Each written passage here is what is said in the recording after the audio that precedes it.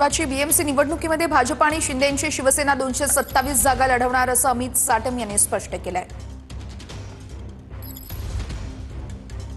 227 जागा या आमच्या ठरलेल्या आहेत। महायुती 227 जागांवरती लढणार आहे।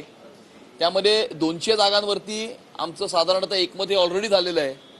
पण समोरचे बाकीच्या उरलेल्या 27 जागा ज्या आहेत त्या समोरचे उमेदवार कोण येणार, कुठल्या पक्षाचे येणार, हे कॉम्बिनेशन बघून आम्ही इतर 27 जागांचा निर्णय हा करणार आहोत। राजकीय पक्ष जो आहे अजूनपर्यंत कुठल्याही राजकीय पक्ष आणि कुठल्याही आघाडीने किती जागा लढणार ही घोषणाही केली नाहीये।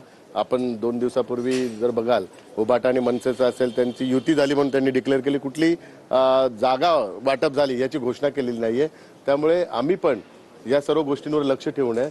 त्यामुळे सगळ्यांनी जागा ज्यावेळी घोषित होईल त्याही आमच्या पण त्यावेळी जागा घोषित होईल। त्यामुळे अगोदरच आपला आकडा सांगू नये हे एक राजकीय गणित आहे। त्यामुळे आपण ह्या गोष्टी करता थांबावं। माननीय मुख्यमंत्री आणि उपमुख्यमंत्री लवकरच जागा वाटपाचं